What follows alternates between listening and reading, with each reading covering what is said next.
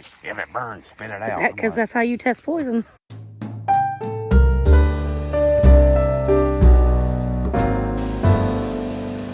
Well, all right. Welcome back. Welcome back. We are in Dallas. Where the hell are we? It's kind of Dallas, New Hope Church area. We're at Pickett's Mill. Yeah. This battle was significant in the Civil War. It was General Johnston on the Confederate side and William Sherman, General Sherman Who was on that?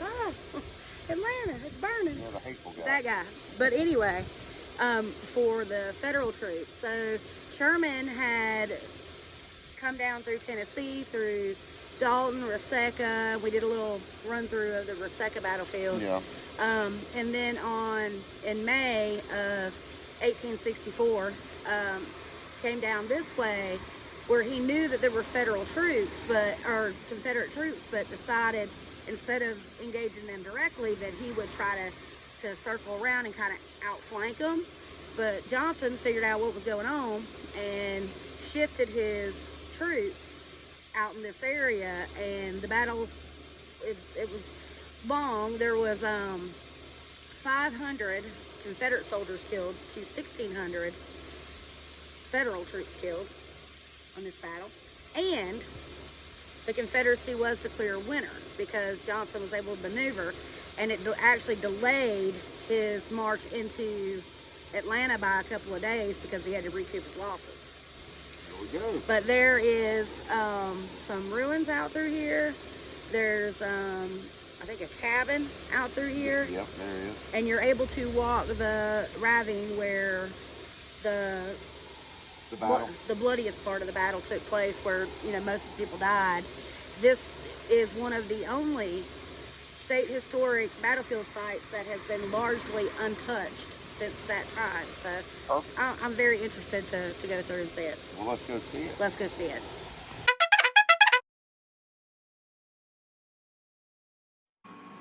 Buried in the official reports of the victors, there are indeed imperfect accounts of the engagement. The vanquished have not thought it expedient to relate it. It is ignored by General Sherman in his memoirs, yet Sherman ordered it. General Howard wrote an account of the campaign of which it was an incident and dismissed it in a single sentence. Yet General Howard planned it, and it was fought as an isolated and independent action under his eye. The fight occurred on the 27th of May, 1864, while the armies of Generals Sherman and Johnston confronted each other near Dallas, Georgia, during the memorable Atlanta campaign. For 3 weeks, we had been pushing the Confederates southward, partly by maneuvering, partly by fighting out of Dalton, out of Reseca, through Adairsville, Kingston, and Cassville. Each army offered battle everywhere, but would accept it only on its own terms. At Dallas, Johnston made another stand, and Sherman, facing the hostile line, began his customary maneuvering for an advantage. What? No way. Trail maps. Holy cow.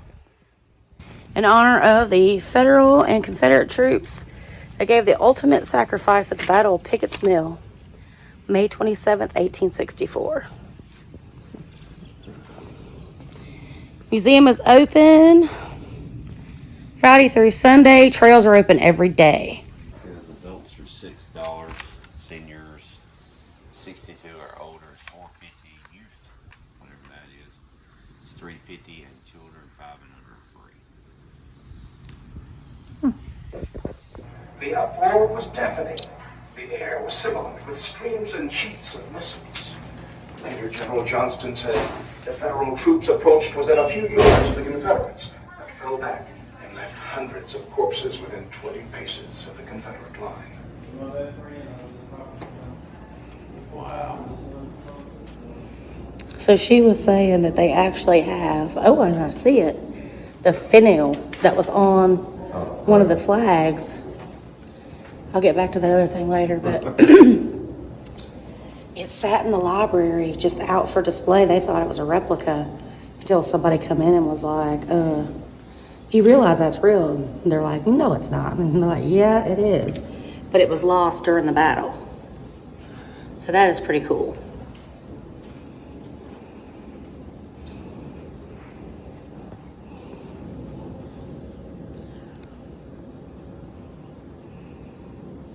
Wow.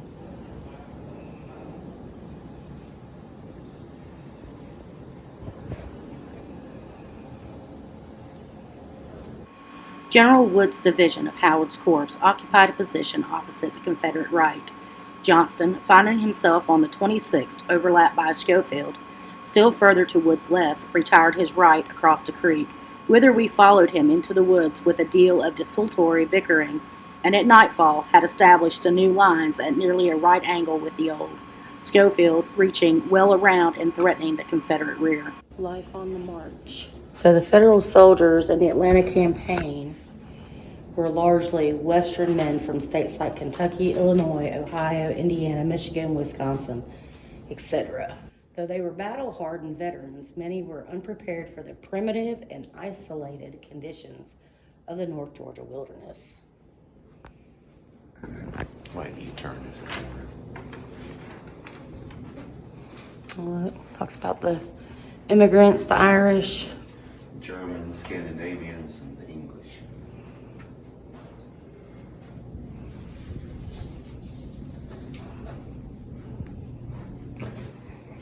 You get the laugh on you. Let's get another spinning wheel. We see the things everywhere. We do. Kind of feels like she didn't get much of a deal, did she? When soldiers and civilians meet. Some of the artifacts I guess they found here. Yeah.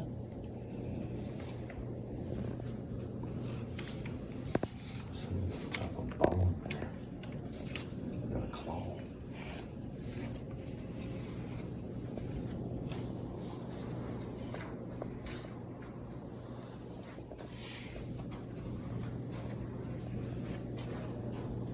Still grist mill. Yep. Look how big that grindstone Mm-hmm. How thick it is. is. Yeah, I ain't seen one ever that big. Thing's huge. So another 2 of my hands compared to that one. So this is where they advanced. Come down through Chattanooga, into Atlanta, to Milledgeville, up to Savannah, Columbia, all the way into Raleigh.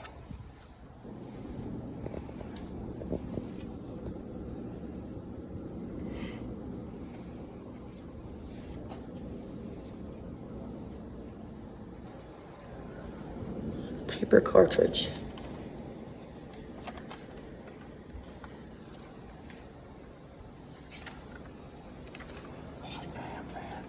It's pretty enough. Like to have a couple of them. I like to have that one. It is seldom indeed that a subordinate officer knows anything about the disposition of the enemy's forces, except that it is unamiable or precisely whom he is fighting. As to rank and file, they can know nothing more than the arms they carry. They hardly know what troops are upon their own right or left, the length of a regiment away. If it's a cloudy day, they are ignorant even of the points of the compass. It may be said generally that a soldier's knowledge of what is going on about him is conterminous with his official relation to it and his personal connection with it. What is going on in front of him he does not know at all until he learns it afterwards. Here are rucksacks. One of these is real. This one. 12-pounder howitzer used at the Battle of Pickett's Mill. So that is not a replica. That is not a replica. That is super cool. That was one that was actually used here. Maybe because we're so used to seeing replicas, it does stand out as different looking. This photograph of 1899 of the 12-pound howitzer cannon in the foreground was used here in the Battle of Pickett's Mill. There's a picture of that. Wow. Federal troops were going to try to circumvent and couldn't. But the entire battle from New Hope Church, Dallas, and here lasted until, I think, June 7th, even though this battle was over in 24 hours. Suddenly, there were a ringing rattle of musketry, the familiar hissing of bullets, and before us the interspaces of the forest were all blue with smoke. Hoarse fierce yells broke out of 1,000 throats. The forward fringe of brave and hardy assailants was arrested in its mutable extensions. The edge of our swarm grew dense and clearly defined as the foremost halted and the rest pressed forward to align themselves beside them, all firing. The uproar was deafening. The air was sibilant with streams and sheets of missiles. In the steady, unvarying roar of small arms, the frequent shock of the cannon was rather felt than heard, but the gusts of grape which they blew into the populous wood were audible enough, screaming among the trees and cracking against their stems and branches. We had, of course, no artillery to reply. And they moved on towards Kennesaw Mountain.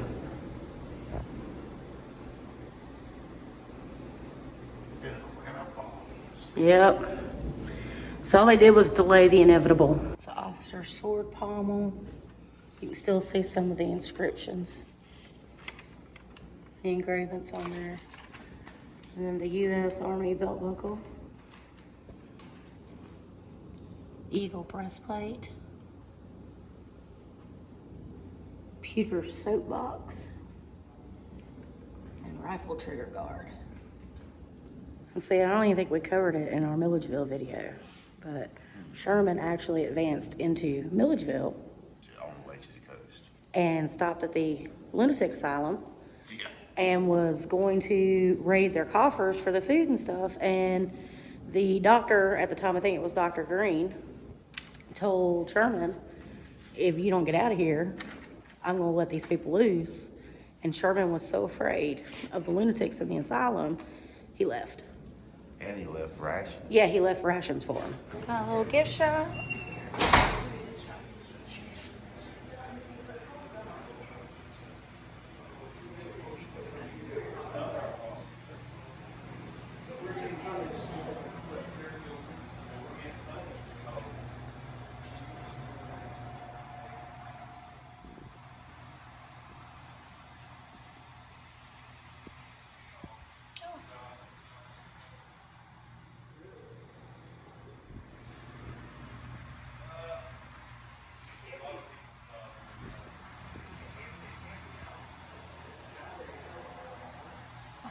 Buy a bonnet. Cute. Stationery paper. An old writing board. Sealing wax. I don't know what these are.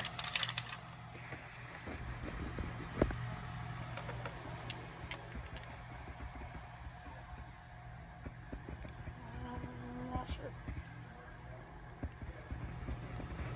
Oh, it's ink. Well, that's cool.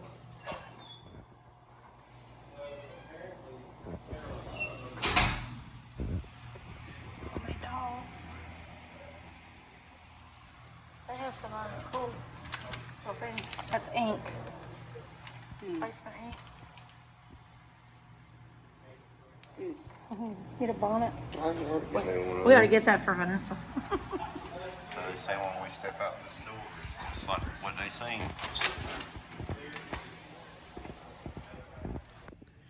Thankfully, they weren't pit toilets. I understand the environmental importance of pit toilets. That doesn't mean I have to like them. So these were actually pretty nice bathrooms. And at least it's not a boiling hot day. I mean, it's still warm, but it's way less than what it's been, and the humidity's not as bad either. All right, so I'm gonna say, with the exception of the picnic tables and the sidewalk, once we get to this area, Right. that'll be what it looked like. And she did say this was one of the only fully preserved. Right. So this ravine is where the battle actually took place. I call it a ravine. Y'all can call it whatever you want. Whatever. Ravine, ravine. Our brave color bearers were now all in the forefront of battle in the open, for the enemy had cleared a space in front of his breastworks. They held the colors erect, shook out their glories, waved them forward and back to keep them spread, for there was no wind. From where I stood at the right of the line, we had halted and formed. Indeed, I could see 6 of our flags at one time. Occasionally one would go down, only to be instantly lifted by other hands. If you see raccoons, please stay away from them. No problem. Here lately, it's been beavers. Yeah, well, I don't know if y'all know, but we have had a recent rash of rabid beaver attacks. So the log cabin is this way. Yeah. Yeah, it's just going to look like woods to y'all. The red, white, and blue trails down there, but we're going to go to the cabin first. She was telling us that the cabin was actually moved here because a local landowner saw that the DOT was going to tear it down, most likely. So they donated it to the closest historic site. Right. But it is time period correct. Yes, it is time period correct. It's not a replica. This actually was numbered, taken apart, and reassembled. We might have made a mistake. The mosquitoes are terrible out here. And we didn't think to bring bug spray. For the first 200 yards, our course lay along the left bank of a small creek in a deep ravine, our left battalion sweeping along the steep slope. Then we came to the fork of the ravine. A part of us crossed below, the rest above, passing over both branches, the regiments inextricably intermingled, rendering all military formation impossible. That is the road. I think that's what they mean when they say that. Fork in the road? No. No, Tommy. Nope, not where I was going. That this is one of the most pristine as far as intact because it still has the original roads in it. Right. They've not been paved over, moved over, dirt put on them to cover them up. So that's kind of cool to know you're literally walking. That's where they walk. Yep. So there's some kind of like stone ruins. There was something there at one time. It's a nice trail. It is a nice trail. I ain't seen no Other than mosquitoes. Yeah, mosquitoes pretty ruthless. They get all in you. So we're coming up on the cabin. It's not that bad of a walk, really. Pine cones will trip you up. Yeah, you gotta watch out for them pine cones. Huckett's Mill. It's one of the best preserved Civil War battlefields in the nation. Visitors can travel roads used by Federal and Confederate troops, see earthworks constructed by these men, and walk through the same ravine where hundreds died. An authentic 1800s pioneer cabin is furnished and open for tours during certain events. On May 27, 1864, I'm not reading all that. I'm surprised you did that much, though. Crikeys, there's a cabin out in the middle of nowhere. We just stumbled up on it. Oh my God, your accent's terrible. I apologize to any Australian or English or whoever he's trying to mimic. Ain't no telling. I don't know if they're crikeys. So this is an original 1800s log cabin. Prather House, 1853. So it predates the Civil War. In 2002, the original cabin was moved from the corner of Cedar Crest and Old Stylesboro Road. Wow. They moved it here. I can't believe it lasted to 2002 where it was. Yeah. Okay, so she was telling us at the shop, that right there is the mark of the mason who built the chimney.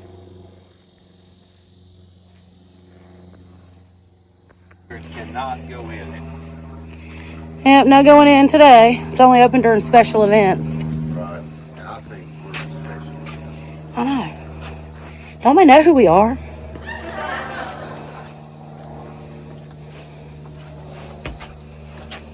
So this was the original. Look at the hinge. The peg to open it? Yeah. It's walk.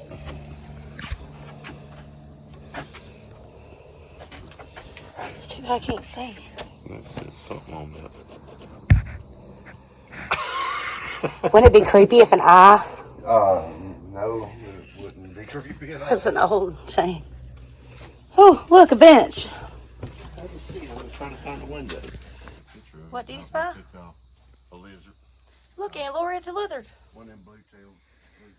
So just imagine back in 1850 something, just sitting out here on your front porch, watching the squirrels, the lizards. You got your little piggies over there.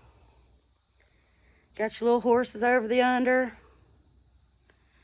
You're just hanging out like a hare and a biscuit. Neighbor comes riding up the walk there. And he's like, Sally Lou, where's your husband at? And she's like, I don't know. He's out in the field somewhere. Can anybody tell us why the Whigs in the 1800s did that with the shape? The overlap. I know a lot about history, but I don't know why they did that.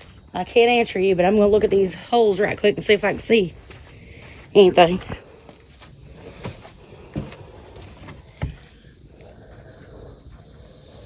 Nope. Can't see crap in there, can you? No, there's another thing blocking. It's pretty impressive if you think about it.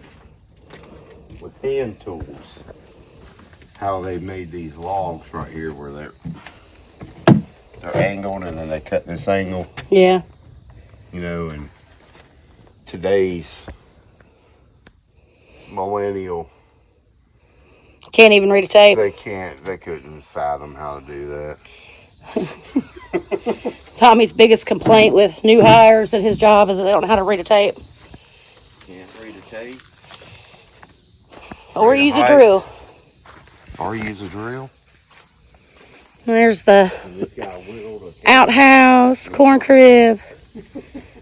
Yeah, he whittled a cabin with a pocket knife. Look how big them logs are, though. I know. They're good 18 inches thick. Very impressive. It is very impressive. Nope. All we see is inside a 200-year-old log.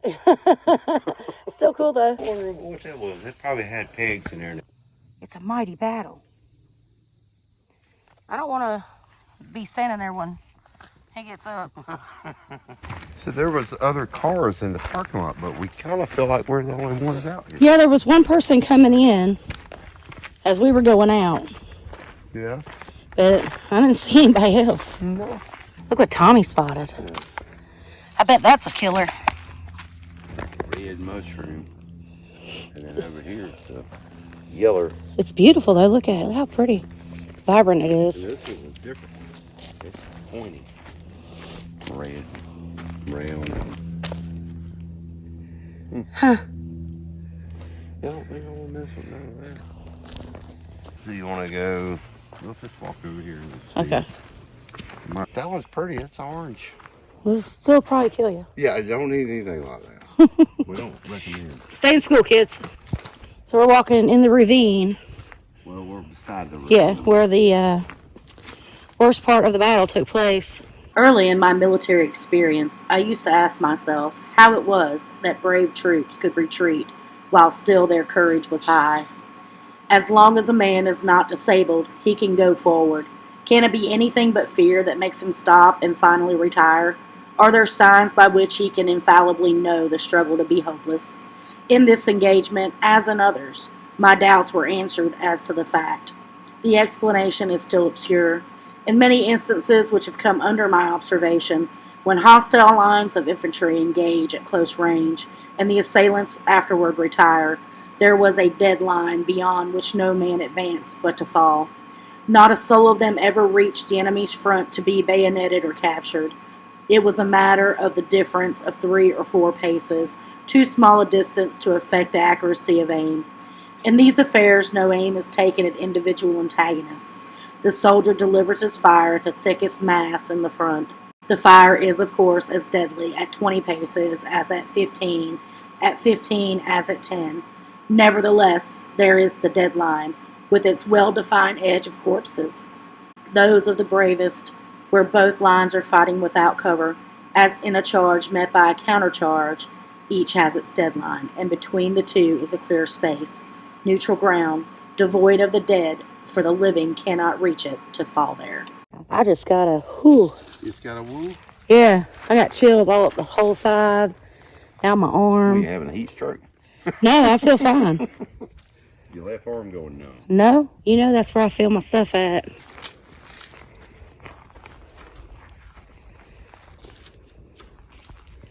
If anybody wants to talk. Look, let me explain myself. No, not doing the whole this is thing. the point where Tommy tries to kill me, so he can say it was an accident. No, so we're right here, and the waterfall is right there. So we'll have to take the red trail to there, and then we'll come back.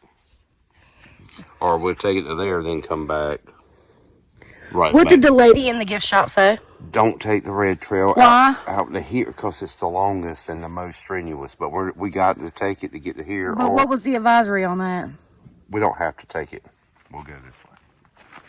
Yeah, I just foiled your plan to murder me. You just added about another mile to it. To the left is the original. It mirrors the original Puckett's Mill Road. That's interesting. Yeah. So, Tommy, The knowledge of the great white hunter. what did you just do, I Tommy? picked up something off the ground. And did what, Tommy? Put it in my mouth to see what it tastes like. And she's like, if it burns, spit it out. I'm Because like, that's how you test poison. but it was, I'm pretty sure, a crab apple. I guess we'll know in about 5 minutes.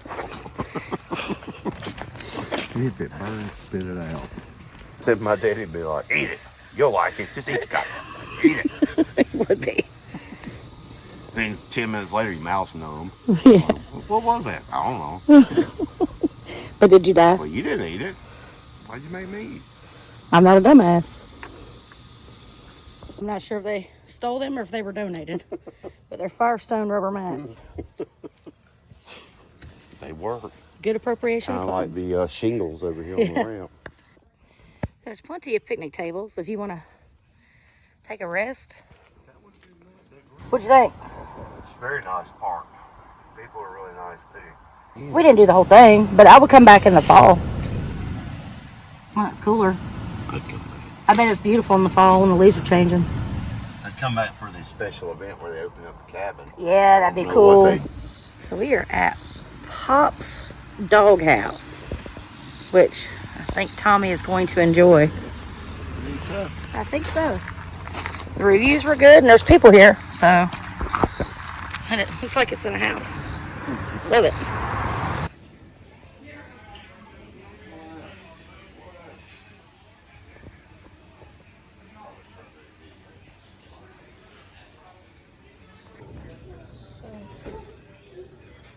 That's just their standard hot dogs, chili cheese fries, some pickles. Oh, fried green tomatoes. That's probably something I can get behind there. And the fried pickles. Yeah. Well, All right, welcome back. So we went to Pop's Dog House. I really don't have a whole lot of bad things to say. Far as a local little go in and grab you a hot dog hamburger, you can't beat it really. But I don't know, the slaw dog and the chili cheese fries, I think you could get that every day and be happy with it. Those chili cheese fries. Yeah, they were really good. And I don't even really eat chili. I don't eat chili cheese anything. Yeah. But it was good. We sorry y'all, I'm under the weather. We had a difference of opinion though because Tommy really liked the slaw dog, which is usually my go-to. Yeah, it was really good. I really like the chili dog here way better than the slaw dog, even though I thought the slaw dog was good. Yeah, I mean we got a little bit of everything there just to see what was what. But and we shared everything. I'd go back. Yeah, I would too. No problem. The only complaint that I had, and it was only one thing, was the fried green tomatoes. Yeah, I've never seen anything fried. Well, they were burned. Okay, they were burned. But anyway, Pickett's Mill. For whatever reason, I felt a huge connection with this place. So I did a little research and found the eyewitness account of it, which I added in here because somebody has a very low voice and Well, I didn't know a whole lot of the history. The camera wouldn't pick him up talking anyway, so I just went ahead and added the voiceover in there. But their little welcome center gift shop there was really, really cool. I mean, they had the little walkthrough museum. Mm-hmm. Just that alone is worth going to see. Yeah, and that's artifacts that are actually found there. Mm-hmm. And then, of course, the cannon that was actually used there during the battle, which was really cool. The cabin was really neat. The cabin was really cool. I actually learned something about the American chestnut tree, that it was used a lot for building cabins. They were actually used for telegraph poles, telephone poles, furniture. Almost to the point of extinction. Yeah, right? well, they are, because of the blight. It kind of did away with the American chestnut, but they're trying to bring it back. The ravine and the trails, I thought was really cool that those were the actual roads that were there. Were traveled upon during that time. You really don't see that. I think we've only seen it one other time, and that was when we went to Thompson and the Wrightsboro area, where they had the Revolutionary War. Oh, the roads. Mm-hmm. Yeah, the actual roads, but they were just labeled that the road was actually grown over. Right. They were still labeled as where they were at. But it's definitely worth going to see, especially if you like history like we do. Yep, I think it's well worth going. And you got plenty of trails to walk. But anyway, don't forget to like, share, subscribe, and hit that notification bell so you know when we upload new videos. Till next time, bye-bye. Stay spicy.